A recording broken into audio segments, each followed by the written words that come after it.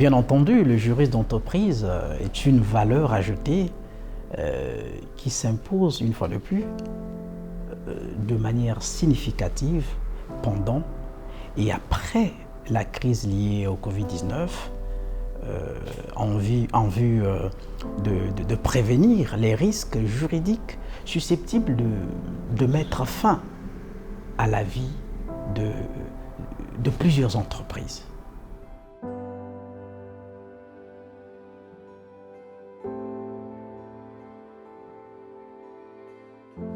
Alors, qu'il s'agisse des néophytes ou encore des chefs d'entreprise confirmés, se faire accompagner par un juriste d'entreprise et,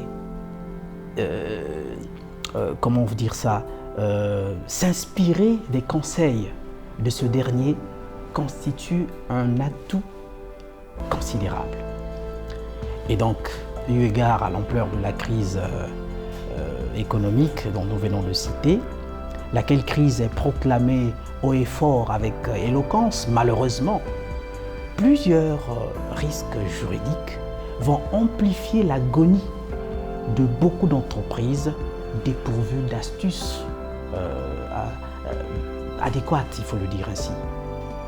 C'est pourquoi notre allocution est orientée à l'entendement de toutes, puisqu'il y a des entrepreneuses également, donc de toutes et tous ceux qui savent faire la part belle à la prévention juridique, sinon la prévention des risques juridiques, c'est-à-dire apporter des réponses avant que ne se posent des problèmes.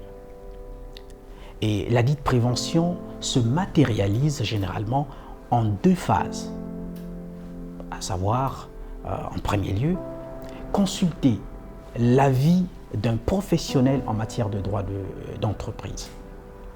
Cette consultation est censée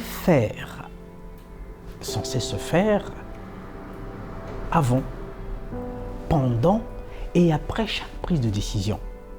Par exemple, consulter un sachant avant le licenciement d'un salarié afin d'éliminer, sinon d'éviter que ce licenciement ne soit requalifié après en termes de licenciement abusif.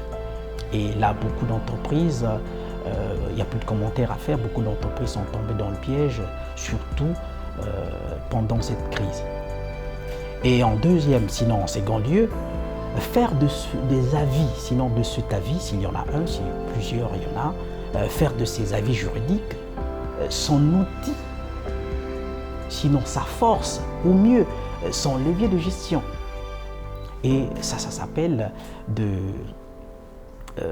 la veille juridique. Alors, je vais vous faire une confidence, dire que la règle de droit n'est pas toujours contrainte. Elle n'est pas toujours une interdiction ou une imposition, mais c'est aussi et surtout un instrument dont l'entreprise peut se servir pour optimiser ses activités. Ainsi, nous comprenons aisément que la gestion des risques juridiques assure non seulement la continuité sécurisée, il faut le dire ainsi, parce que il faut que ça soit bien sécurisé, donc la continuité sécurisée de l'entreprise, mais surtout le développement de son chiffre d'affaires. Le chiffre d'affaires de l'entreprise, puisque nous parlons des entreprises, des risques liés à la gestion des entreprises. Ainsi, un juriste qui est à côté d'un entrepreneur ou d'un porteur de projet se met à l'abri tout de suite, de tous les risques qui sont liés au fonctionnement, sinon à la gestion de son activité, sinon de son entreprise.